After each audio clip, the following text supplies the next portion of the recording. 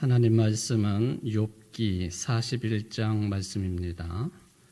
1절부터 34절까지 세 번째 교독하도록 하겠습니다. 네가 낚시로 리워야단을 끌어낼 수 있겠느냐? 노끈으로 그 혀를 맬 수 있겠느냐?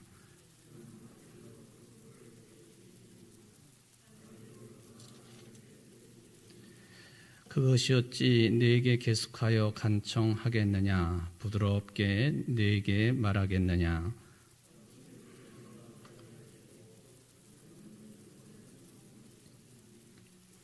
네가 어찌 그것을 새를 가지고 놀듯 하겠으며 네 여종들을 위하여 그것을 메어두겠느냐?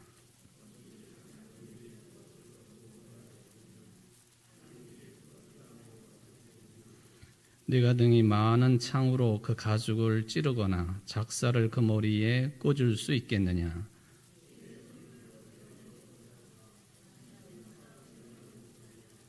참으로 잡으려는 그의 희망은 헛된 것이니라. 그것의 모습을 보기만 해도 그는 기가 꺾이리라.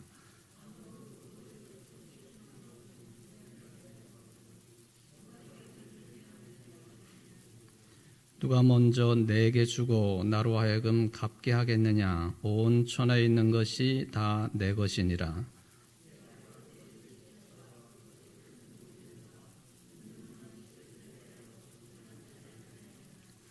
누가 그것의 겉가죽을 벗기겠으며 그것에게 겹재갈을 물릴 수 있겠느냐?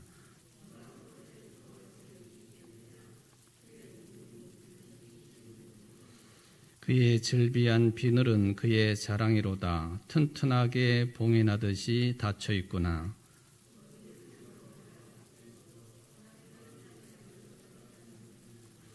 서로 이어져 붙었으니 능히 나눌 수도 없구나.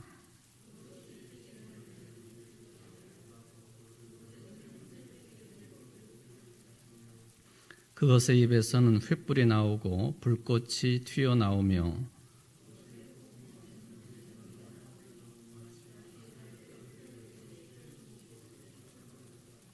그의 입김은 숯불을 지피며 그의 입은 불길을 뿜는구나.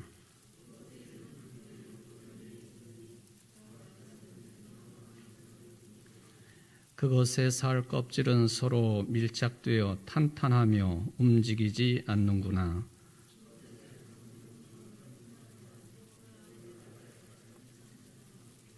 그것이 일어나면 용사라도 두려워하며 달아나리라.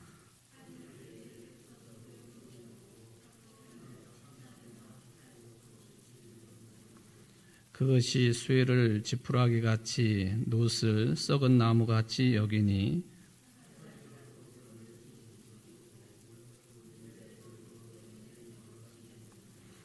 그것은 몽둥이도 지푸라기같이 여기고 창이 날아오는 소리를 우습게 여기며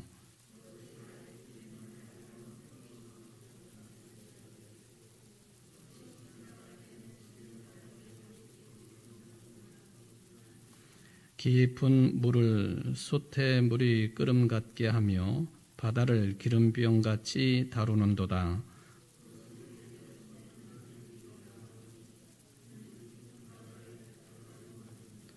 세상에는 그것과 비할 것이 없으니 그것은 두려움이 없는 것으로 지음 받았구나.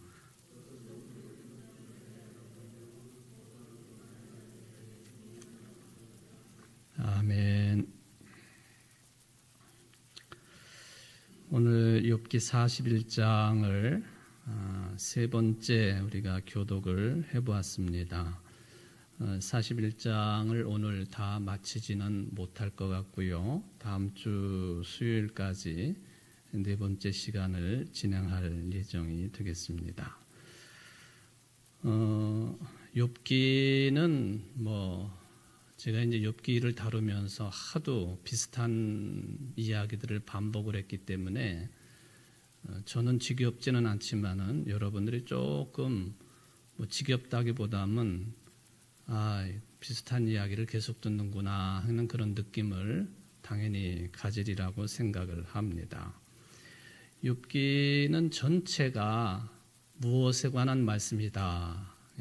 여러분들에게 이제 괄호로 시험을 본다고 한다면 욥기는 전체적으로 괄호에 관한 내용이다. 그러면 그 괄호에다 여러분들 무엇을 기록을 하실 수 있겠나요?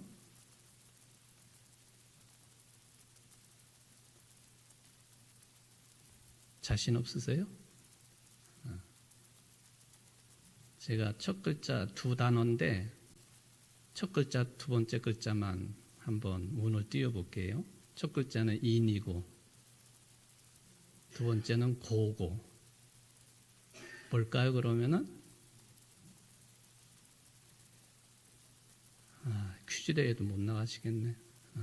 인간의 고난에 관한 내용이다. 그렇죠? 인간의 고난에 관한 내용이 전체적인 흐름입니다. 이건 뭐 수없이 제가 반복을 했던 내용이고요. 그러면서 단순하게 인간의 고난이 이런 내용이다. 뭐 그렇게만 나열을 한다면 욥기가 무슨 하나님 말씀이 될 수가 있겠습니까? 그걸 넘어서야 되는 것이죠. 우리 인간들은 그 고난의 이유를 알들 모르든 이제 고난을 겪게 되어 있는데 이게 인간의 고난에 대해서 또는 재앙에 대해서 이걸 어떻게 받아들이고 이해를 해야 되겠느냐. 거기까지 나가는 책이 욥기다 하는 것이죠. 인간 고난에 대한 이해, 또 해석. 이게 이제 욥기를 읽으면서 우리가 좀 찾아내야 될 그런 중요한 주제 그리고 결론이 되겠습니다.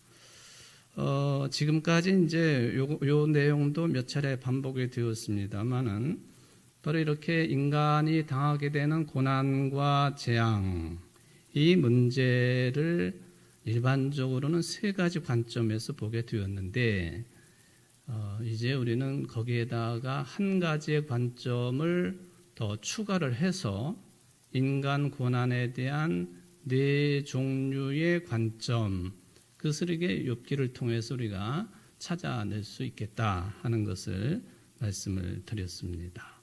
그 첫 번째가 뭐냐? 이미 다루었던 내용이죠. 그 고난과 재앙에 대한 책임을 하나님께 돌려버리는 거죠. 저는 이게 제일 쉬운 내용이라고 생각은 해요. 고난과 재앙의 책임을 하나님에게로 돌려버리는 것. 제가 그 포르투갈의 소설가 사라마구라라고 하는 사람이 카인이라고 하는 그런 소설을 썼다고 하는 것을 안내를 해드렸는데 바로 이 사라마구사의 카인, 그러니까 가인과 아벨 할 때 그 가인이죠.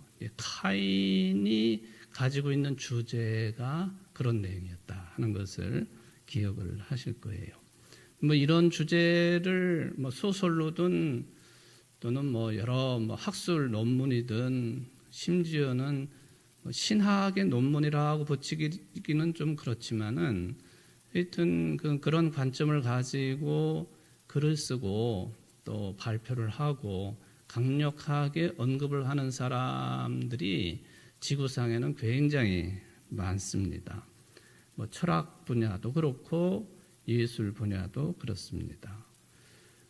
이 사라마구라의 이 가인이라고 하는 이 소설의 주제 책임을 하나님께 돌리는 것은 어떻게 보면은 하나님의 존재를 인정하면서 하나님께 책임을 돌리는 것처럼 보이기는 하지만 신의 부정입니다. 신을 부정하는 거예요. 신의 존재 자체를 부정하는 내용입니다. 굉장히 어려운 문제죠. 많은 그 무신론적인 실존주의자들, 뭐 이것도 단어 풀이를 하려면 한도 끝도 없는 내용이지만은 무신론적인 실존주의 철학자들 다 여기에 해당이 된다라고 볼 수가 있겠습니다. 여러분 그 어린아이가 태어났는데 태어날 때부터 맹인이 되었다든지 또 태어날 때부터 몸이 불구인 채로 태어났다든지 그렇게 평생을 살아가거나 아니면은 제한적인 삶을 살다가 일찍이 세상을 떠나기도 하지요. 그럴 때마다 단골 질문이고 주제로 등장하는 것이 우리로 말하면 하나님이 살아계신다고 하면은 이럴 수가 있느냐 하는 거죠. 세상 사람들은 그냥 하나님 부르기를 꺼려하니까 신이 있다고 한다면 이럴 수 있느냐. 신 존재 자체를 부정하는 생각, 주장이라고 볼 수가 있겠습니다.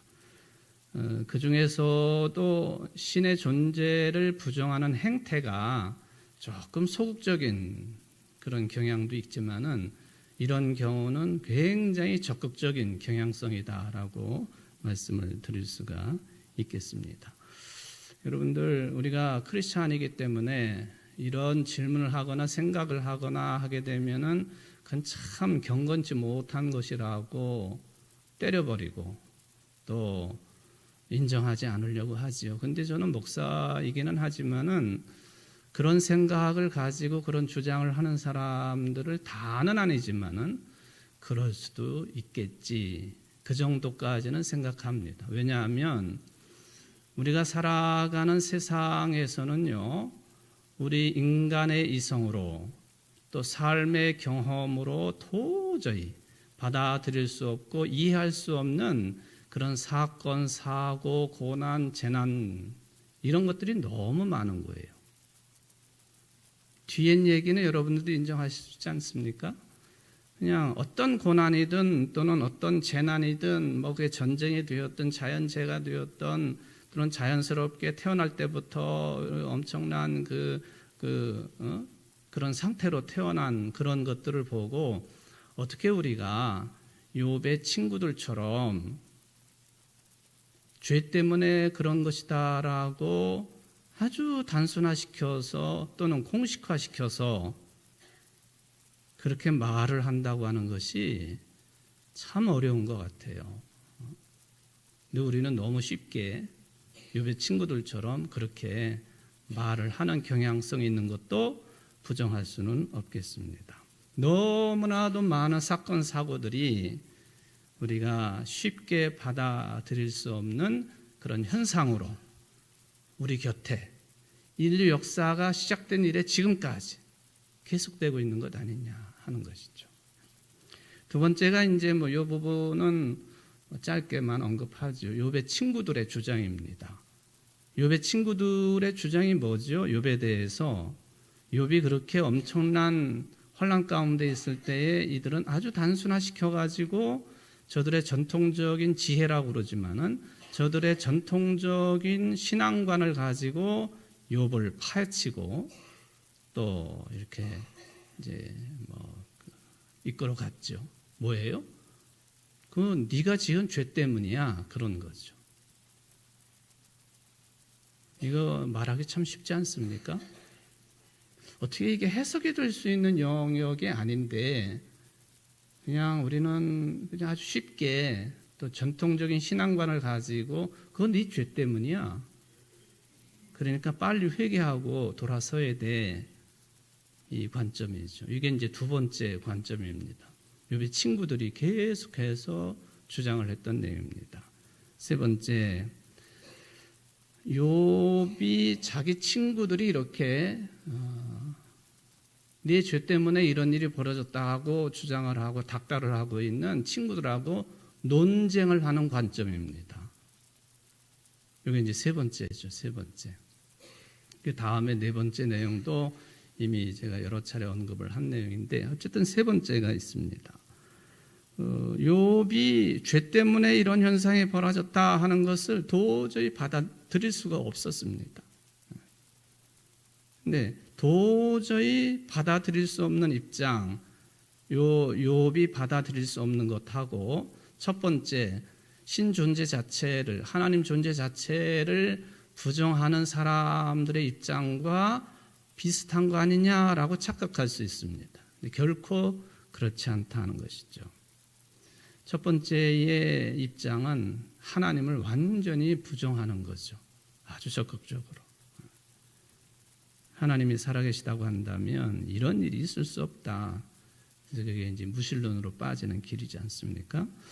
반면에 욥의 이 친구들과 논쟁을 벌이면서 내 죄 때문에 이런 재앙이 왔다라고 하는 것을 받아들일 수 없다고 하는 이 정하는 이 자세는요, 그게 아주 뭐라 그럴까요? 이게 공중 줄타기를 하는 것처럼요. 욥은 무신론에 빠져가지고 하나님을 부정하지는 않습니다. 절대 하나님을 부정하는 인물이 아니에요. 반면에 전통적인 지혜, 전통적인 신앙관에는 반감을 가지고 있는 거죠. 이거 잘 구별을 해야 돼요, 우리가.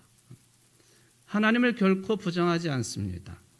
반면에 지혜 전통, 그리고 전통 신앙관, 여기에 대해서는 저항을 하는 입장이다.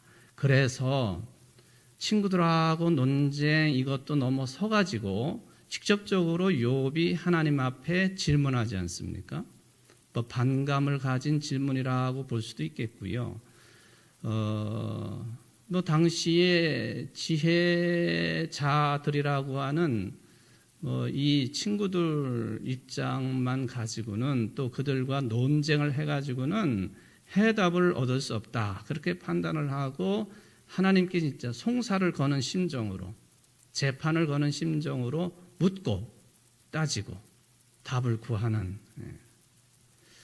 아마도 현대에 그래도 기독교적인 신앙관을 가지고 있으면서 무조건적으로 따르거나 맹목적으로 따르거나 하지 아니하고 철학도 생각해보고 인문학도 생각해보고 주변 학문들도 좀 두루두루 섭렵을 해보면서 그래도 이게 깊이 있는 신앙을 추구해 보려고 노력하는 기독교인들의 입장이 이 세 번째 욥의 입장에 해당될 수는 있겠다 하는 그런 생각을 해봅니다.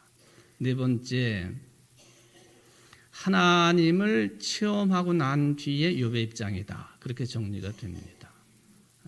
하나님을 만나고 하나님을 체험하고 난 뒤에 욥의 입장과 같은 관점이 있다 하는 것이죠. 이거는 이제 친구들과 논쟁을 벌이는 그 수준이 아니라 그거를 뛰어넘어서서 하나님을 만나고 하나님을 적극적으로 체험을 한 뒤에 욥이 그 신앙관이 하나님에 대한 생각이 어떻게 변했느냐, 그걸 보는 관점이 되겠습니다. 욥이라고 하는 사람이 세상의 부조리, 세상의 모순, 그런 곳에 여전히 발을 딛고 살고 있는 것도 사실이지만은 그걸 뛰어넘어서 하나님을 절대적으로 신뢰하는 그런 차원에 들어간 사람, 그게 욥이다 하는 것이죠. 욥도 이제 그러니까 앞뒤가 좀 다르다고 표현할 수가 있죠. 친구들과 막 그냥 논쟁을 벌일 때 고요하고, 그리고는 그걸 넘어서 가지고 하나님을 만나고 이제는 더 이상 자기 입을 열어 가지고 대들지 않고 따지지 않고 재판을 벌이는 것처럼 그렇게 하지 않고 하나님을 절대로 신뢰하는 그런 차원에 들어간 욥, 요거 두 욥은 좀 구분이 돼야 되겠습니다. 바로 욥기가 저와 여러분들에게 전하고자 하는 가장 끄트머리의 내용이 이 네 번째 관점이다 하는 것을 좀 확인을 해둘 필요가 있겠습니다.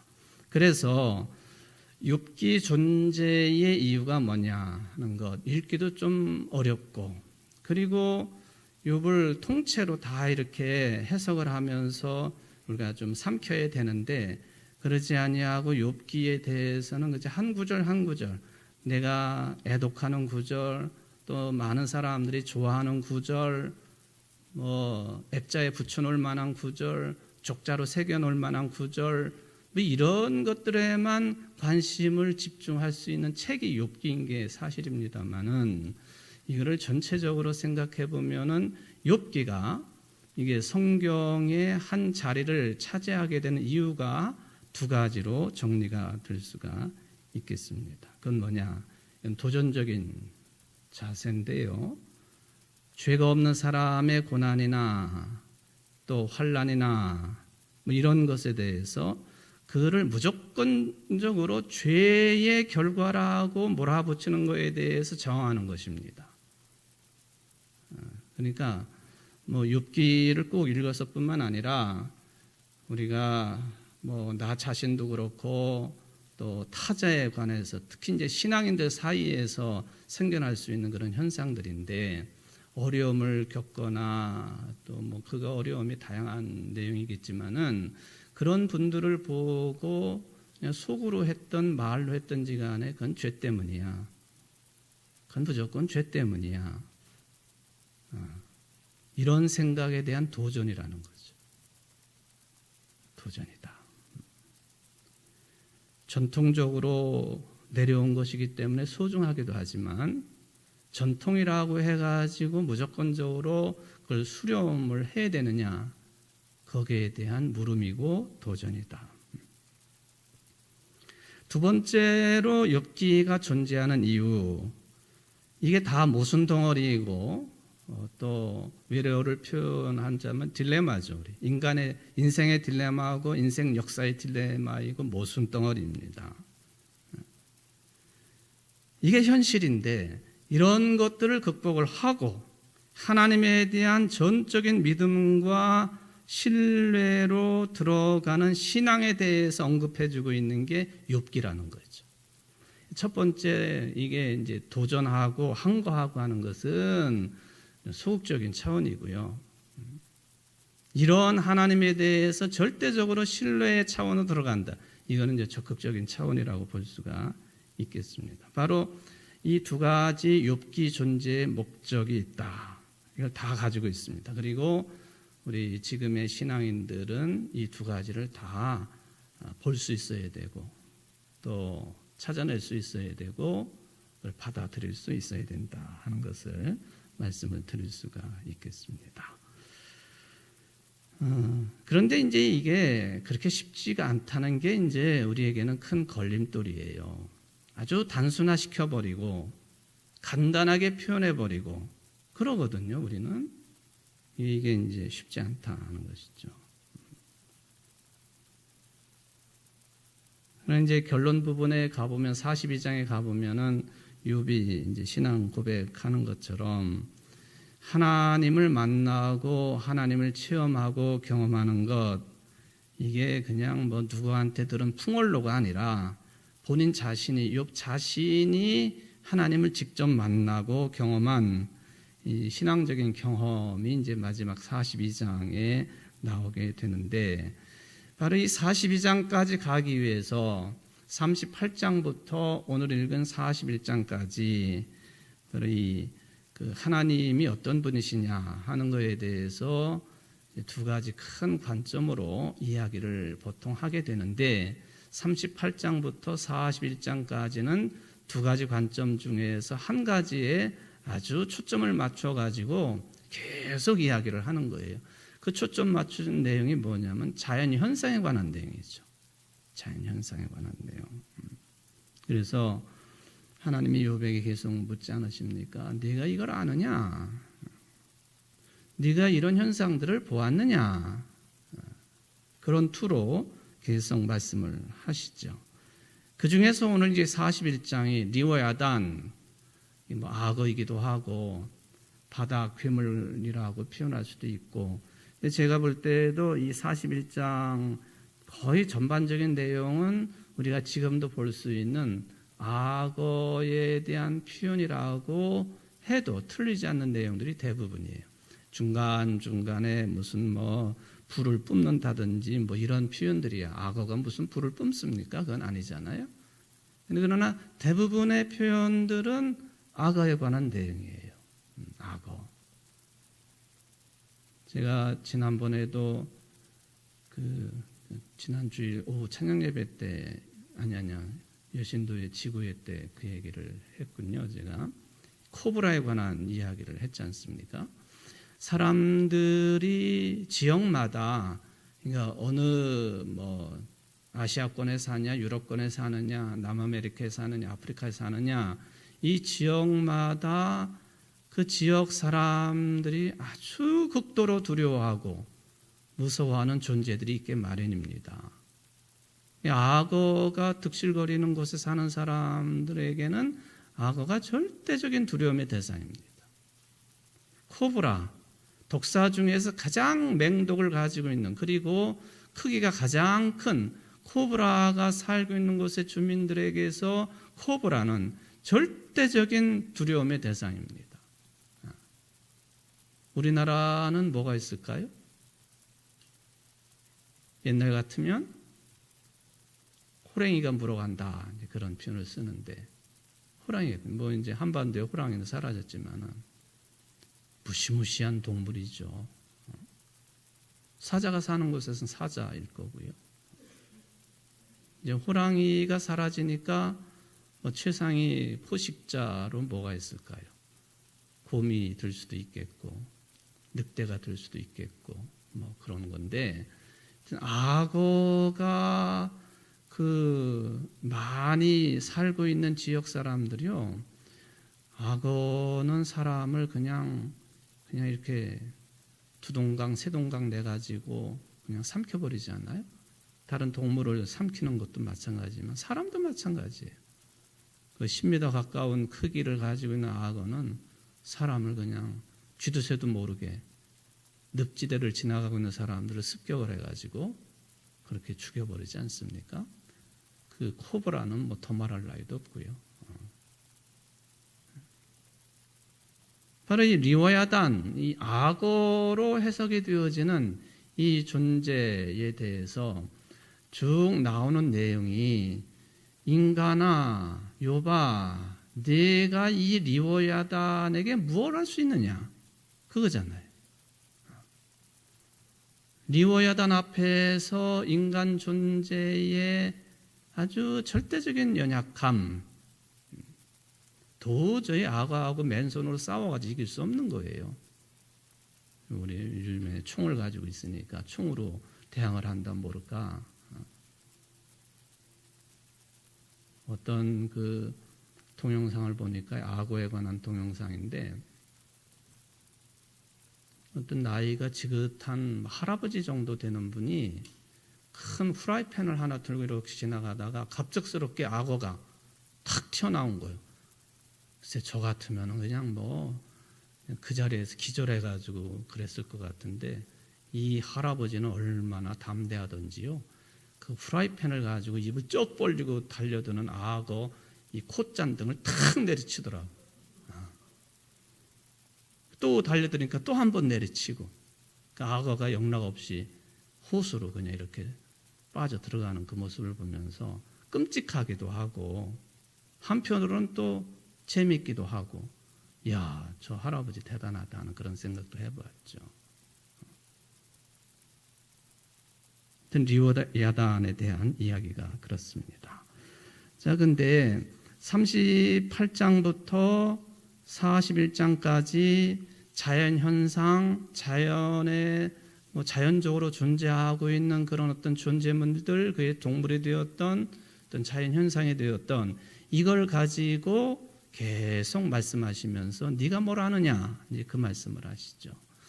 그런데 여러분, 특히 이제 구약 성경을 읽으시면서 이렇게 자연 현상만 가지고도 우리 인간의 연약함을 얼마든지 그를 들이댈 수 있고 또 설명할 수 있다, 그렇게도 생각이 되겠습니다만은, 또 한 가지의 관점이 있어요. 이것도 이제 욥기를 다루면서 제가 말씀을 드린 내용이 되겠습니다만은, 뭐냐 하면은 역사에 관한 관점이라는 거예요. 역사. 이게 보통 역사를 이야기하면은 벌써 주눅이 든다든지 무관심 상태로 빠져버리거나 또 전혀 관심의 분야가 아니라고 그렇게 생각할 수도 있겠습니다만은, 이게 역사가 분명히 있어요. 구약 성경은 우리가 흔히들 이거는 하나님의 택한 백성인 이스라엘의 역사에 관한 내용이다, 그렇게는 이야기하지 않습니까? 근데 실질적인 역사의 구체적인 흐름들 이런 거에 들어가 버리면은 나하고는 상관없는 것, 오래전 이야기 뭐 이렇게 이제 치부해 버리고 별 관심을 기울이지 않으려고 하는 것도 사실입니다. 그런데 우리 인류 인간은요, 세계라고 하는 한 배를 타고 있는 운명 공동체이고, 또 세계라고 하는 우산으로 표현하면은 우산 아래 같이 공존하고 있는 운명 공동체원들이에요. 그 속에서 역사의 흐름을 우리가 무시하고 넘어간다? 그거는 좀 과한 표현으로 하면은 무식한 크리스찬이 되는 길이에요. 우리 그리스도인들은 우리 민족의 역사에 대해서, 민족의 역사도 과거의 역사만이 아니라 또 미래의 무슨 뭐 그 화려한 그 희망에 관한 내용뿐만 아니라 지금 우리가 살고 있는 이 시대의 역사, 이거에 대해서도 깊은 관심을 가져야 돼. 가지지 않으면은 별 사람들이 다 나와가지고 이 나라와 민족을, 이 세계를 이상한 쪽으로 끌고 가게 되어 있는 거죠. 깨어있는 그리스도인들이 되어야 되는 이유가 거기에 있다는 거예요. 이 두 가지 관점을 우리가 늘 염두에 둬야 되는데, 유독히 이 욥기 38장부터 41장까지는 자연에 대한 강조로 꽉 들어차 있다 하는 것이죠. 그렇다면 우리 특히 한국의 그리스도인들이 세계라든지 또는 뭐 역사라든지 또는 뭐 민족 단위라든지 이런 거에 대해서 별로 생각하기를 귀찮아하는 이유가 뭘까? 그걸 좀 제가 드리는 말씀이 전체 대답은 될 수가 없겠습니다만은,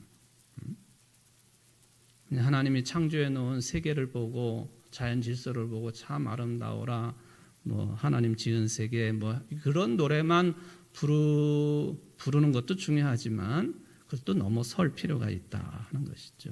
실질적인 면들을 봐야 된다. 근데 한국의 그리스도인들이 왜 이런 거에, 역사에 대한 세계에 관한 관심이 별로 없을까? 이게 이제 신앙도 흐름이 있다. 그렇죠. 신앙도 흐름이 있다. 말하자면 신앙의 메인스트림, 그 중심적인 줄거리가 있고요. 또 그에 반해서 곁가지도 있어요. 근데 우리들이 이 곁가지만 붙잡고 이게 다 본질이냐, 이게 다 있냐, 그렇게 생각하면 안 된다 하는 그 말씀을 드려보는 것이죠. 곁가지가 틀렸다는 얘기가 아니라요, 그게 중심은 아니다는 거예요. 포도나무 비유에서 예수님이 포도나무고 우리는 그 포도나무에 붙어있는 가지다. 가지가 필요 없다는 게 결코 아니잖아요. 그런데 그 가지가 중심에, 포도나무 줄기에 이게 붙어있지 아니하면은, 즉 우리가 예수님에게 붙어있지 아니하면은 그거는 말라 죽거나 불쏘시개로 쓰거나 그러는 것 아닙니까? 그러니까 역사에도 이게 중심, 흐름이 있고 그 곁가지가 있게 마련이다.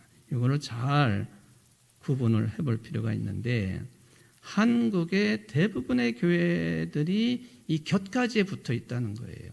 그게 큰 문제입니다. 여러분들이 듣기 싫어도 이런 이야기는 들어야 돼요. 왜 한국의 교회가 왜 그럴까? 이게 외적으로 보면은 세계적으로도 드물게 급성장을 했고, 또 뭐 당연히 미국의 선교사도, 우리 교회도 마찬가지죠. 민화 선교사가 시작을 한 교회인데, 미국의 선교사들이 아주 대거 들어와 가지고 병원을 세우고 학교를 세우고 또 교회를 세우고 뭐 그렇게 하지 않았습니까? 그게 다다. 그렇지 않다는 거죠.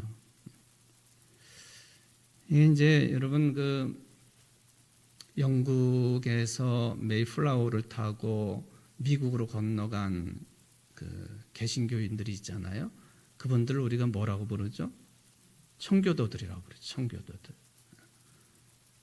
청교도들이 처음부터 영국에서 미국 땅으로 건너간 건 아닙니다. 청교도들이 미국으로 가기 전에 먼저 들렀던 땅이 있으니 어디냐면 지금의 네덜란드예요. 네덜란드. 참 아이러니하죠. 네덜란드는 세계에서 가장 개방적인 나라입니다. 네덜란드처럼 제가 구체적으로 말씀을 안 드리겠지만은 모든 인간 삶이 그렇게 개방적인 나라가 없어요. 그런데 신앙과는 극보수예요.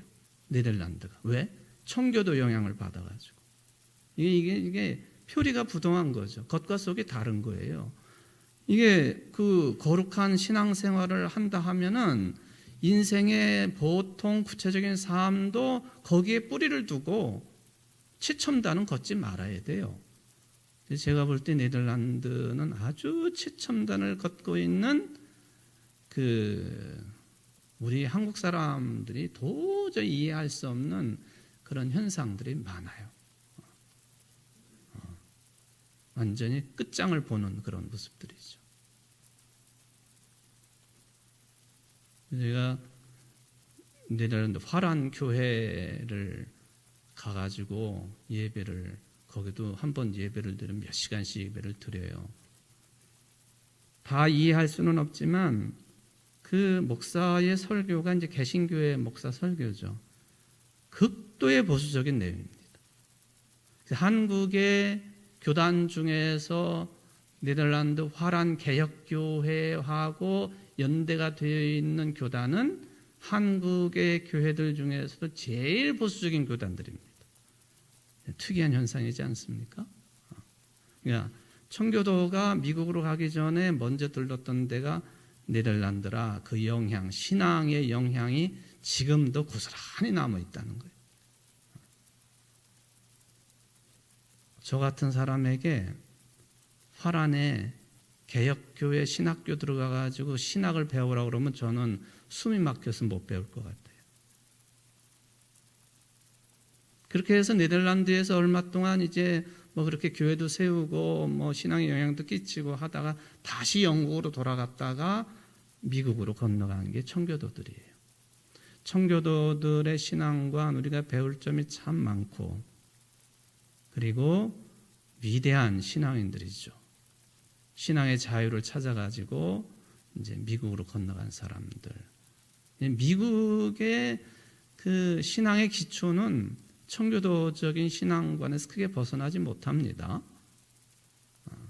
우리가 자주 인용을 하고 있는 부흥 운동을 하고 있는 분들, 우리나라에도 큰 영향을 끼쳤던 70년대 여의도 광장에서 큰 집회를 열었던 주인공인 빌리 그레이엄 목사라든지 이런 분들 다 뿌리가 청교도들이죠. 청교도 신앙관이죠. 그런데 여러분 좀 듣기 싫은 소리일 수도 있지만 그게 주류가 아니라는 거죠. 기독교 신앙의 주류가 아니라는 거예요. 비주류라는 거죠. 우리는 그걸 그냥 귀찮아서 그런지 모르지만은 그냥 막 넘어가요. 넘어가. 지금 우리나라에서 벌어지고 있는 그런 얘기까지는 제가 하지는 않겠습니다만은 정말로 우리 기독교 신앙의 전체 예수 그리스도의 사건, 하나님의 창조, 종말, 성례전 이게 기독교 신앙의 원뿌리가 있거든요. 거기에 정말로 튼튼하게 뿌리를 두고 있는 신앙의 흐름이냐? 그건 아니다라는 거예요. 근데 우리나라가 전체적으로 그 영향을 아주 많이 받고 있는 거예요. 아주 많이.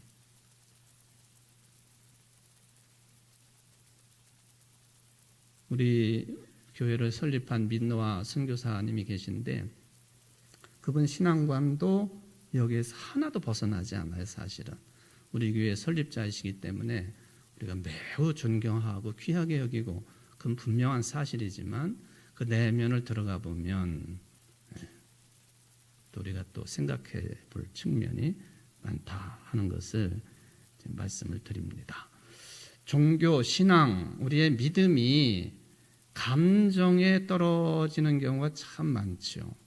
감정만 가지고 신앙생활 할 수 없습니다.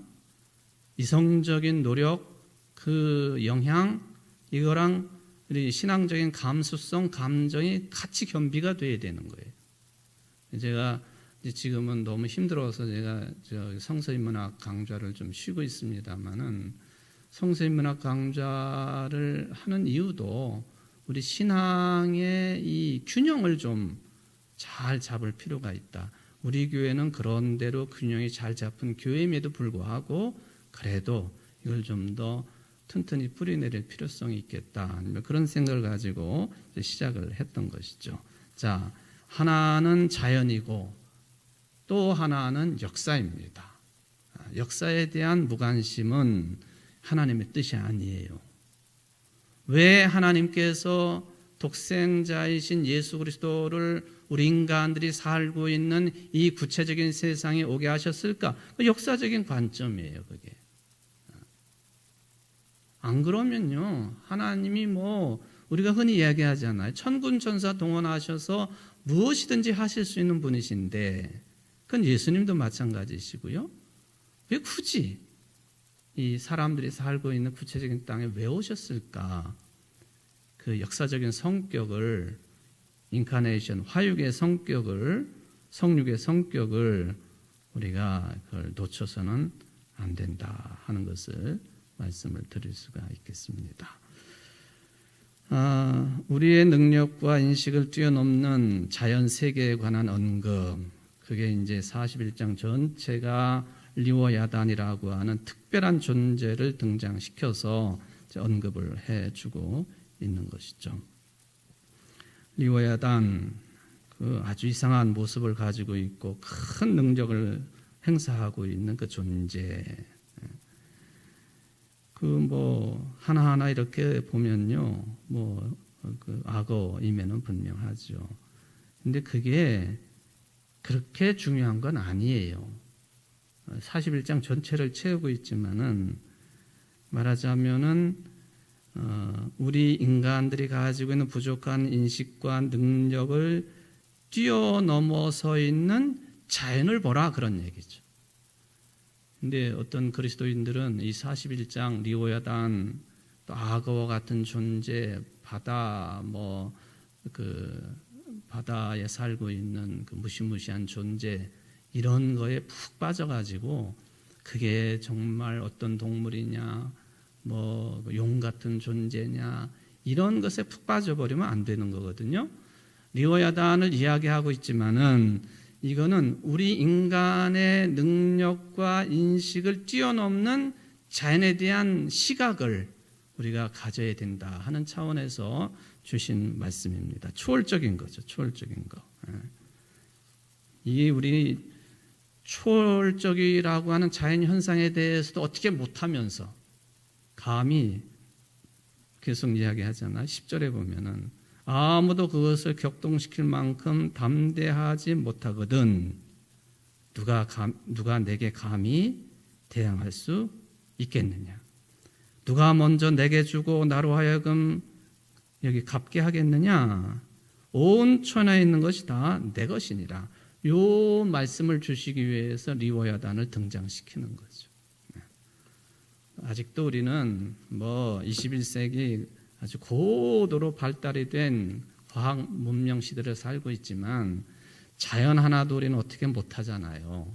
그러면서 뭘 큰 소리 치느냐? 쉽게 말하면 그 얘기죠. 겸손해야 된다. 겸손해야 된다. 오늘 예배에 나오신 분들이 모두 다 이 겸손하기는 무지무지 힘든 일인데 그래도 하나님 앞에서 겸손해야 된다. 그 자연이나 역사 앞에서도 겸손해야 된다. 여러분들의 신앙권 되시기를 주의 이름으로 축원을 드립니다. 사랑의 하나님 아버지, 감사를 드립니다. 오늘 이제 바람 불고 비도 오고 날씨도 아주 추워졌습니다. 이 저녁 시간에도 우리를 불러주셔서 하나님 앞에 나와 욥기 41장을 배우게 하시고 또 이 모든 자연현상을 통해서도 우리가 어떻게 할 수 없는 입장들인데 하물며 하나님 앞에 서냐 하는 그런 욥이 들은 이야기를 우리도 잘 새겨듣고 하나님 앞에서는 무조건 겸손해야 된다라고 하는 것을 잘 배우고 또 신앙관으로 익히고 세상의 삶을 살아갈 줄 아는 오늘 이 자리에 모인 모든 성도들이 될 수 있도록 복을 내리고 주옵소서. 예수님의 이름으로 기도하옵나이다. 아멘.